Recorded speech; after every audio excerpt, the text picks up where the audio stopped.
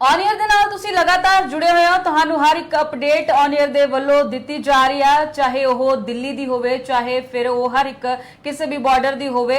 तुहानू हर एक अपडेट दे नाल जोड़िया जा रहा है। फिलहाल इस वेले दी बड़ी ते ताज़ा खबर ये सामने निकल के आ रही है कि फरीदाबाद दे विच 144 धारा जिहड़ी ओ लागू कर दित्ती गई है ते अगले देशां दे ना आउण तक मतलब कि ये धारा जिहड़ी फरीदाबाद दे विच लागू रहेगी। धारा 144 है जिहड़ी फरीदाबाद दे विच लग चुकी है, क्योंकि इसका असर जिहड़ा अज दा माहौल है बहुत खराब होया। तस्वीरां जिहड़ियां निकल के बहुत सारियां सामने आईयां। धारा 144 जिहड़ी लग चुकी है फरीदाबाद दे विच। पर सिद्धू जी, अमित शाह ने भी दिल्ली पुलिस दे नाल एक हंगामी जिहड़ी मीटिंग कीती है। उन्होंने हालातां दा जायजा लिया मीटिंग करके, ते उस तो बाद उन्होंने फैसला लिया कि जिहड़ा केंद्र दे जिहड़े लीडर्स हैगे आ उन्हां दी मीटिंग होवेगी, अगली रणनीति जिहड़ी तय की जाएगी। इस तरह इन्हां चीज़ां नूं किवें देखदे हो, जिवें 144 धारा फरीदाबाद दे विच लगी आ ते नाल ही जिहड़ी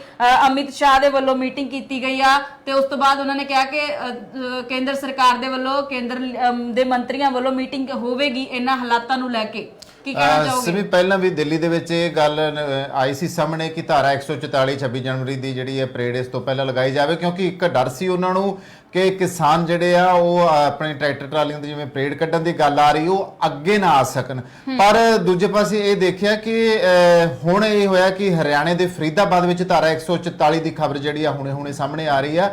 हरियाणा पुलिस ने यह देखा, हरियाणा की गौरमेंट ने यह देखा कि किस तरीके नाल ये किसान अंदोलन जिहड़ा सी बहुत वधिया तरीके नाल चल रहा सी, पर जिस तरीके दीयां इक्का दुक्का घटनावां उत्थे नज़र आईयां आ उसनूं वेखदिआं होइआं उस मद्देनज़र, क्योंकि फरीदाबाद वो सारे ही वो रस्ते आ जिहड़े पासिआं दे उत्ते असीं गल करिए ते दिल्ली नूं जाण दे रास्ते आ नाल जुड़िया होया बिल्कुल ही फरीदाबाद दिल्ली दे विच, और मिक्सअप ही वो सारा होया। अगर तुसीं जाके फरीदाबाद देखिया, हरियाणा दिल्ली और सारा ही आपस में उसे ही एरिए विचों लंघण की गल है। शायद इस चीज़ नूं भी रोक लाई गई है कि जिवें हुण हरियाणे विचों भी बहुत सारे किसानों ने शमूलीयत की है इस अंदोलन दे विच ट्रैक्टर ट्रालियां लैके।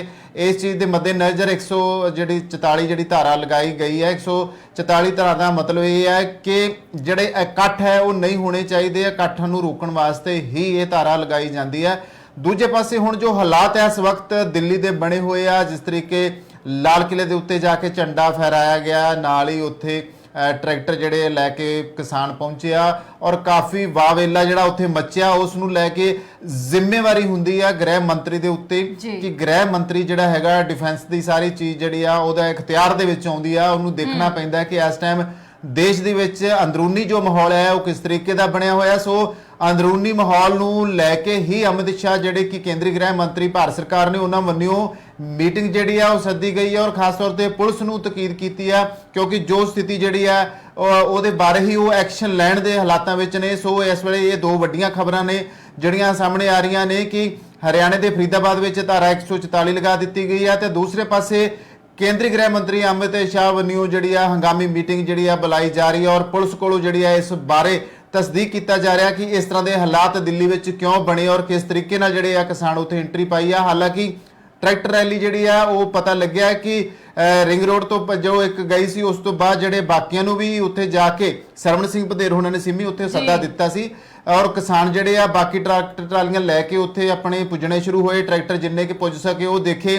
हालांकि झाकियां वालियां ट्रैक्टर ट्रालियां भी उस पासे नूं जांदियां खबरां दे विच पता लगियां, पर कुल मिला के ये देखिया कि जो इस टाइम हालात बने हुए आ उन्हां नूं लैके जिहड़ी सरकार है वो चिंतित नजर आ रही है। जी बिल्कुल, जिवें फरीदाबाद दे विच 144 धारा जिहड़ी लागू कर दी गई, अगले दिशा निर्देशों तक वो धारा जिहड़ी लागू रहेगी। इसका बड़ा असर ये धारा इस करके लगाई गई, तुसीं भी जिवें दस दिता कि हरियाणा ते भी जिहड़ी अज दा माहौल जिवें दियां अज दियां घटनावां घटियां ने वो भी उसका असर है जिहड़ा सीधा तौर ते हरियाणे दे उत्ते भी पिया, क्योंकि हरियाणा भाईचारा भी किसान जथेबंदियां दे नाल पूरी तरह जुड़िया होया। पर फिलहाल ये दो वड्डियां गल्लां निकल के सामने आ रही ने। एक तां फरीदाबाद दे विच धारा 144 लागू कर दी गई है अगले दिशा निर्देशों दे तक, ते दूजी गल ਅਮਿਤ ਸ਼ਾਹ ਦੇ ਵੱਲੋਂ ਮੀਟਿੰਗ ਕੀਤੀ ਜਾਵੇਗੀ। ਹੰਗਾਮੀ ਮੀਟਿੰਗ ਸੱਦੀ ਗਈ ਆ ਕਿਉਂਕਿ ਸਾਰੀ ਸਥਿਤੀ ਨੂੰ ਲੈ ਕੇ ਜਾਇਜ਼ਾ ਲੈ ਕੇ ਫਿਰ ਹੀ ਇਹ ਮੀਟਿੰਗ ਰੱਖੀ ਗਈ ਆ, ਕਿਉਂਕਿ ਬਹੁਤ ਸਾਰੀਆਂ ਖਬਰਾਂ ਸਵੇਰ ਤੋਂ ਨਿਕਲ ਕੇ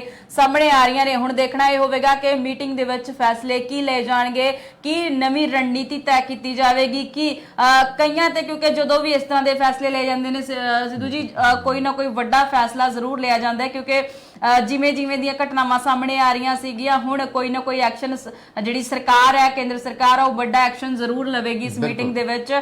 ਹੁਣ ਆਉਣ ਵਾਲੇ ਸਮੇਂ ਦੇ ਵਿੱਚ ਦੇਖਾਂਗੇ ਤੇ ਹੋਰ ਜਿਹੜੀ ਇਸ ਮੀਟਿੰਗ ਨੂੰ ਲੈ ਕੇ ਅਪਡੇਟਸ ਜਿਹੜੀਆਂ ਹੋਣਗੀਆਂ ਤੁਹਾਡੇ ਨਾਲ ਸਾਂਝੀਆਂ ਜ਼ਰੂਰ ਕਰਾਂਗੇ। ਹੋਰ ਅਪਡੇਟਸ ਦੇ ਲਈ ਤੁਸੀਂ ਜੁੜੇ ਰਹੋ ਔਨ 에ਅਰ ਦੇ ਨਾਲ।